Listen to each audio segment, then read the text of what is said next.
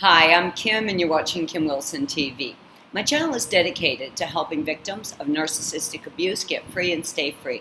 Before I get going with this video, I just want to take a moment to thank our friend Glenn very much for your donation to our channel's PayPal account. Your donations keep the channel going and keep the channel growing. Now, I seem to have some kind of beam of light coming directly out of my ceiling. There is no light fixture above me, so yeah, I guess we'll just work with the beam of light. I have a really great sponsor I want to introduce you guys to, so if you have a second at the end of the video, I really encourage you to check this one out, especially if you are still having emotional mood disturbances and sleep disturbances. Today, I want to talk about a really simple statement, a concept that seems easy enough, simple enough. Yeah, certainly simple enough to say, but a little more difficult to understand. And this extremely simple concept was brought to my attention by a wonderful woman by the name of Crystal when she was here recently.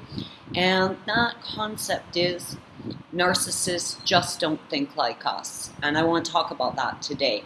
And I'm really sorry about this weird beam of light. Like, there is a beam of light coming directly through concrete over my head. Yeah, I'm finding it really distracting. Now, of course, as part of an empath's thought process, I mean, any sane, logical person's thought process, you are going to very likely assume that other people think like you.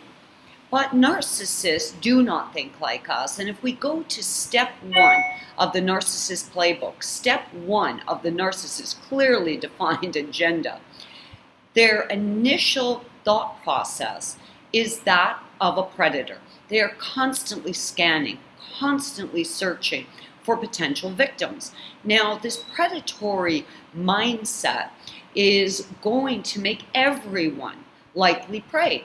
If you're better than them, you're going to become prey because they want to crush you. If they see you as vulnerable or volatile or weak, they're going to see you as easy prey. They are constantly on the prowl for a victim. Now, as a result of this predatory mind, they are going to be resorting to some pretty bottom of the barrel type behaviors to ensure that they capture a victim. Lying, manipulation, self-victimization, all these sort of loathsome characters that we have seen over and over again in them. But first and foremost, they have the mind of a predator.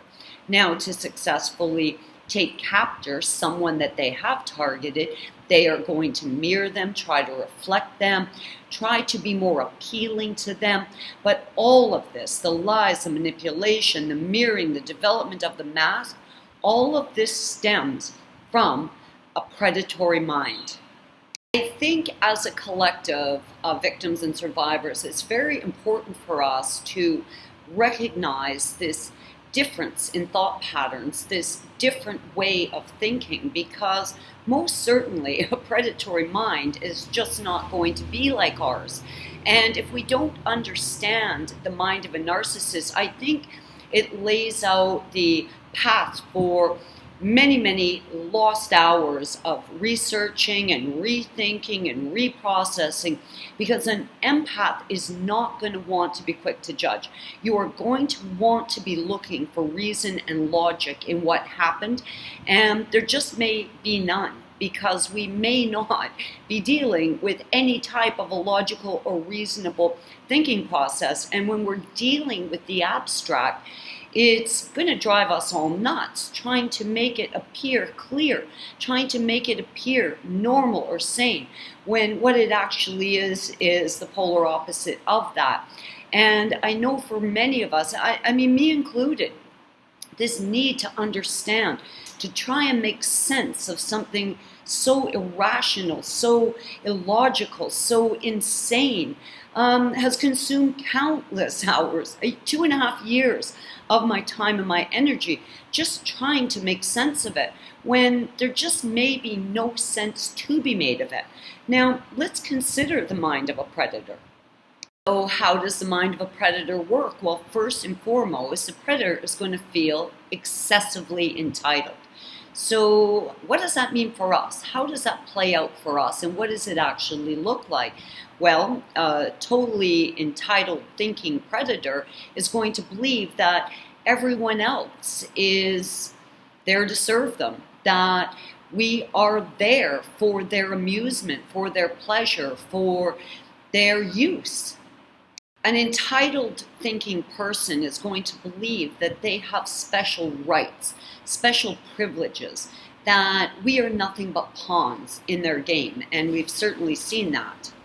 Certainly can't approach a victim with, predatory type behaviors. So as part of that predatory condition, part of that predatory mindset, they have to fake emotions. They have to create an illusion that they're kind, compassionate, considerate. That's why they're mirroring us and trying to get a mask in place, because they can't show up as a predator. They have to show up as something that is going to be palatable, something that's going to be acceptable, something that's going to be desirable in our lives. So the deception starts immediately because, of course, you show up, fangs out, no one's going to, let you in the door. You show up looking warm and fuzzy and compassionate, considerate. Well, you're going to be welcome into people's lives. So the deception and the predatory condition, in my opinion, are really linked, almost as one thing. A predatory person, to be successful in the hunt, is going to have to be in control.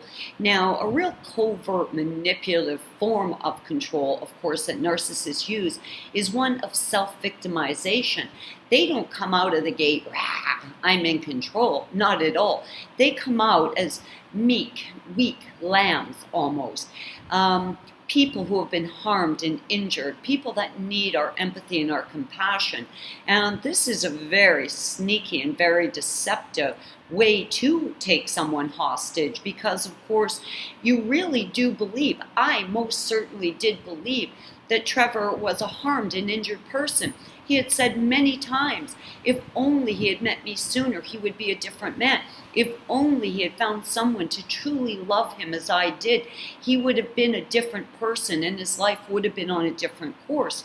Now, this is extremely cunning, because not only did it make him appear vulnerable, certainly not the predator that I later discovered him to be, but it also gave me a real sense of gratification. Like, I felt honored to be the person that was there to help him, to nurture him, to foster him, to offer him that love.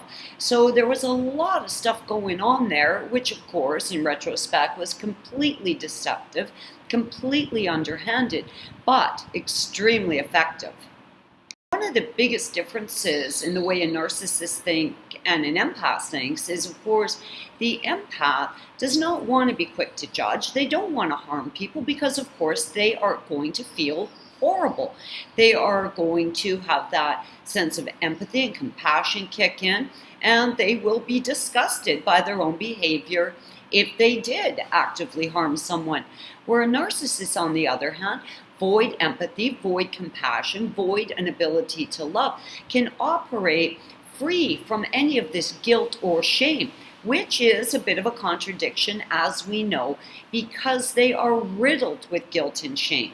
So how does that contradiction play out? I'm going to say that I've come to believe that they do know what they're doing. They cannot feel love, empathy, or compassion, but they do feel the negative residuals of not having these emotions. So guilt and shame is what they do experience, but at such a heightened level that they are at a point of saturation throughout their entire lives with guilt and shame that they simply can't handle anymore. It's not that they can't assume guilt and shame, because I believe they are absolutely consumed by it to a point of saturation with it that they cannot assume any more guilt and shame. There's so much to be said about the way we think. I mean, it allows us to process information, relate to each other, connect to each other, understand each other. And when someone simply doesn't think like us, has no ability to think like us, and we in turn have zero ability to think like them, well, I just see this as a lose-lose situation. And I also see Crystal's statement as extremely liberating because, of course, I did want to understand. And there were so many aspects of it to understand. But this simple concept that they don't think like us sort of encompasses all of it, but simplifies it down to one simple fact. They don't think like us, and we don't think like them, nor do they have the ability to think or reason or process information as we do, and we simply don't think like predators.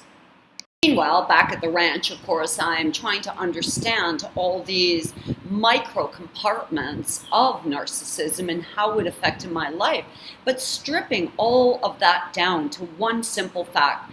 They do not think like us. I am dealing with the mind of a predator. Wow, it explained so much. I mean, it absolutely explained so much. It really gave me a heightened sense of freedom and liberation from it. And of course, the healing process for me has come in stages, it's come in steps, it has been part of an ongoing 2.5-year journey, and every now and then a big piece of the onion, a big layer of the onion just gets ripped away, and I have another aha moment. That's it. This is key information, and I really am grateful that I had had that time with Crystal so she could make that statement to me. I mean, it really was a real eye-opener for me. The fact that they don't think like us, yeah, it was really enlightening and really liberating. And I feel that so many of those issues have just been stripped down to that one simple fact for me. I'm really grateful that I had the opportunity to talk to Crystal about this. It certainly helped free up, a lot of my desire to understand it better. And if you are stuck today questioning everything, wondering what's happening, wonder what's going on in a narcissist's mind, it's just that simple. They don't think like us. And I hope this helps you today because I know it can be all-consuming, trying to sort it out, trying to make sense of it, trying to find a logical and reasonable explanation for what's happened. And if you boil it right down to, they're just predators, I get that. Like that for me was, really liberating. So thank you very much, Crystal. Now, in light of the fact that her name is Crystal, I want to introduce you to a new sponsor. I want to thank you guys so much for standing by me and continuing this journey with me. I love you guys lots. I'm Kim. You're watching Kim Wilson TV. I hope you're having a great narc-free day. What you just saw was a top quality water bottle. It contains a large healing crystal. Now the one I want to order is the amethyst. Beginning of time, humans have found that crystals can have a very soothing effect. Now, the amethyst in particular helps with anxiety, stress, it reduces depression, and helps to elevate a person's mood. It also helps with insomnia, night terrors, and bad dreams. Is an American company. They ship worldwide and they have a great social mission.